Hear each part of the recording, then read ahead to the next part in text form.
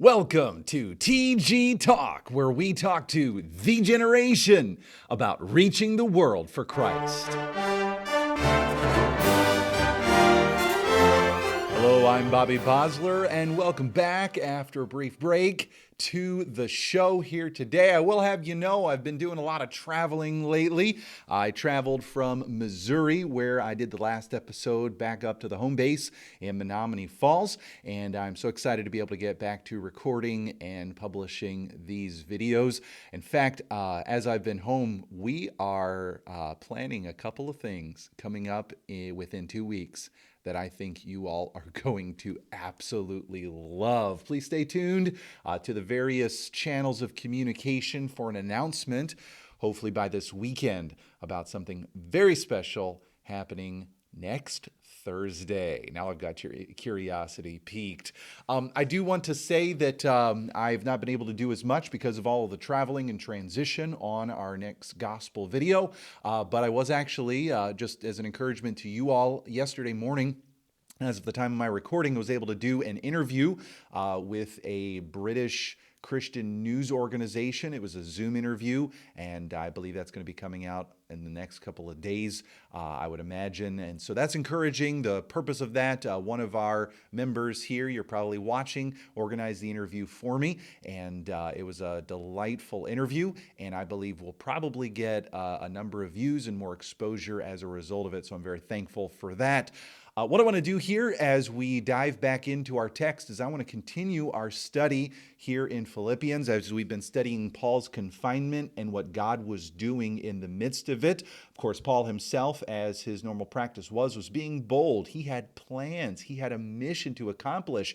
And his boldness was inspiring others. And in addition to that, Paul, was burdened to challenge the Philippians themselves to replicate the boldness and selfless sacrifice that he himself was demonstrating in his confinement. And that's what chapter 2 is all about. It's not about you. It's about our mission. It's about others. It's about reaching the world with the gospel. We saw 2 examples of that, Timothy and Epaphroditus.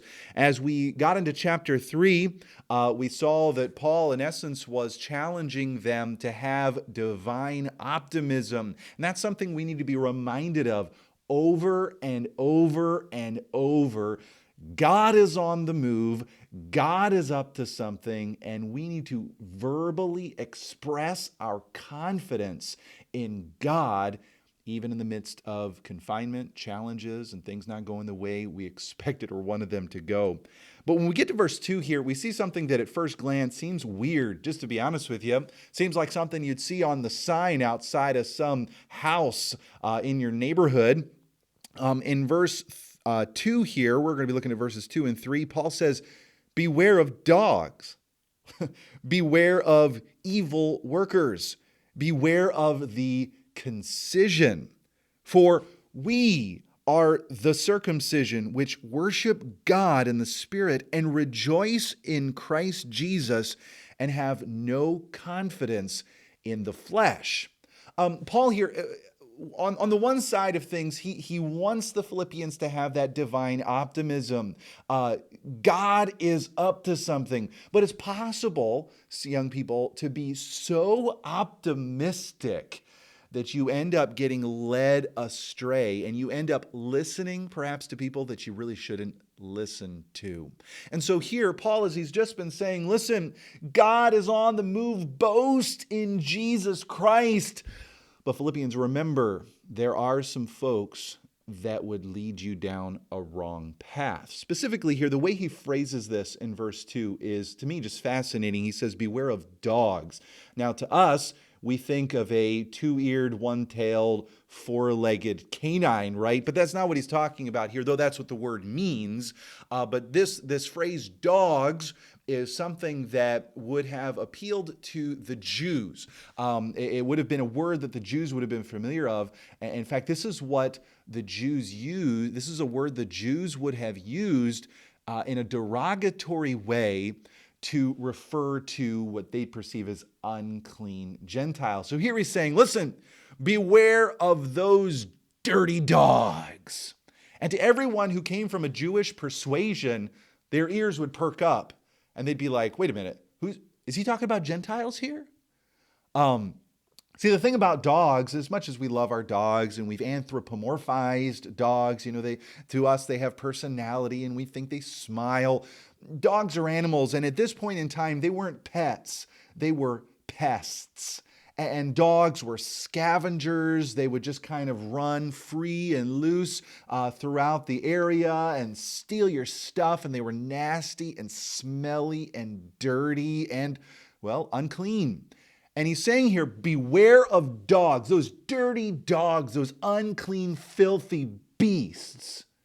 And again, those who are listening would think, well, we normally think of Gentiles when we think of that. Who's he talking about? Well, what he does here is he takes kind of a general way of talking about these people that he's warning them about, and he then takes it one click in more specific. He says, beware of evil workers. Again, the word workers would carry the idea of people who are doing a work for God, and yet these people that are doing religious service are evil. Their works are producing evil. So he's saying, beware of those dirty dogs, those unclean, filthy beasts. I'm talking about the missionaries of misguidance. I'm talking about these wicked workers. Okay. And then he gets down to who he's specifically talking about. He says, beware of the concision. Now, from the English standpoint here, the word concision, it does carry the idea, but when you look at the Greek, and again, sorry for geeking out on you here for a second, it becomes super clear what he's talking about. In fact, in the next verse, in verse 3, he says, for we are the circumcision. There's a contrast that's explicit there. And the word circumcision and the word concision, you can see even from the English, there is a similarity. The circumcision is really a big part of the issue that he's combating against, and yet it's not the whole thing. The word circumcision represents a perspective about the law, a perspective about righteousness, a perspective about who does the saving, about who does the empowering in the Christian life. You see, the circumcision party, if you ever want to look up more on that, look at Galatians. They, in essence, said that Jesus wasn't enough, and you had to add law righteousness, self-righteousness to it in order to fully be pleasing or right, or at sometimes even saved. And what he says is he's talking about those people. Those people are the dirty dogs. Those people are the wicked workers. And he says they are the concision. Now again, without going into the Greek specifically, I think a great word that captures this idea is mutilators. In other words, implied in the word concision and circumcision is the idea of cutting. And the word concision has something attached to it that intensifies it, makes it extreme or radical. And so he's not just talking about cutters, he's talking about mutilators. In other words, these people are not just mutilating flesh. And again, for sake of appropriateness, I don't want to get into the whole specific issue of circumcision. He says these people aren't just cutting skin. These people are mutilating what God intended when it comes to righteousness and religion. They're mutilating the whole thing. Beware of these people. Listen, as we're seeking divine optimism, boasting in what God is doing, and God's up to something, and God has a plan, you've got to recognize there are some people that are mutilating what God is trying to do. Now, in verse 3, he says, for we are the circumcision. What he's saying here is, listen, they claim to be representing the people of God, but they're mutilating the whole approach. We ourselves are the real deal. We are truly the people of God. And what is it that sets us apart from those mutilators? What is it that makes us in reality the people of God? Well, he gives three things here that set the real people of God apart. We worship God in the Spirit. He says here, listen, we have a genuine spiritual relationship with God. Our relationship with God is not limited to rites or ceremonies or physical things that we do. In other words, our relationship is not on the human physical level. Our relationship with God is real. We're connected to God through our spirits. And we, as we worship God, it's not just play acting. It's not just pretending. It's the real deal. We worship God in the Spirit and rejoice in Jesus Christ. There's that word rejoice again. And as we talked about last time, this is that confident boasting in Jesus Christ. In other words, we don't come to God and offer to Him our best attempts at pleasing Him. We come to God and our boast is not in ourselves, it's in Jesus, who He is, what He's done for us. The fact that He was our substitute that satisfies the wrath of God, and our union with Him is proof that we're accepted in the beloved. And the last part here, he gives the flip side of that, and he says, and have no confidence in the flesh. Now, again, this gets down to the root of what he's going to be talking about in the next little bit. He says, listen, they claim to be the real deal, but they're mutilating what God intended. We are actually the real deal. Our relationship with God is real. It's genuinely spiritual. We are counting on Jesus and not on ourselves. There's a certain sense in which we could say chapter 2, as we saw in Philippians, it's not about me, it's about others. And here, as we get into chapter 3, he's saying, listen, it's not about what I can cook up.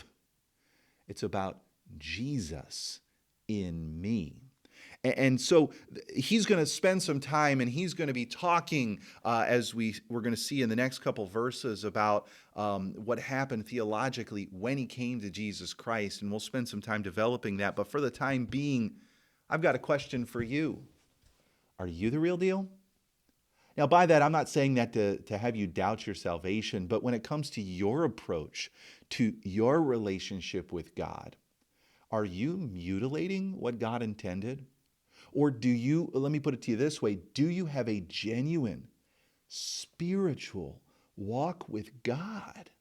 Or are you just pretending? Or are you just imagining God? Listen, you can have a genuine spiritual walk with God. Well, how do we do that?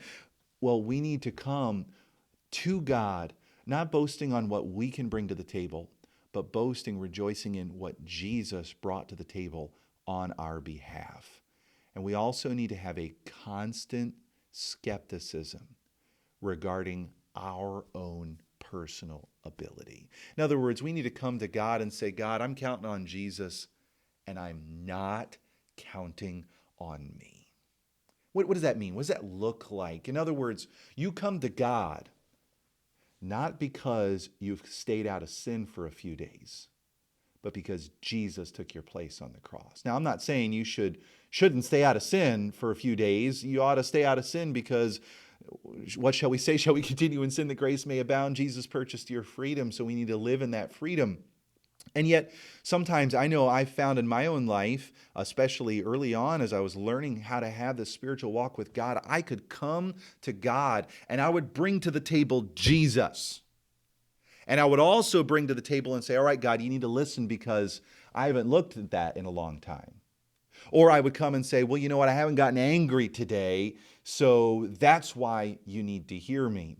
Or I would say, you know what, I really did a good thing yesterday. I really served you. Look at what I did for you. So now you need to listen because I've been cooperating and I've been doing right. Again, there's a fine line here and it's a tricky balance to maintain. But when we come to God to be a real deal Christian, to be one who has a genuine spiritual walk with God, my hope is built on nothing less than Jesus' blood and righteousness.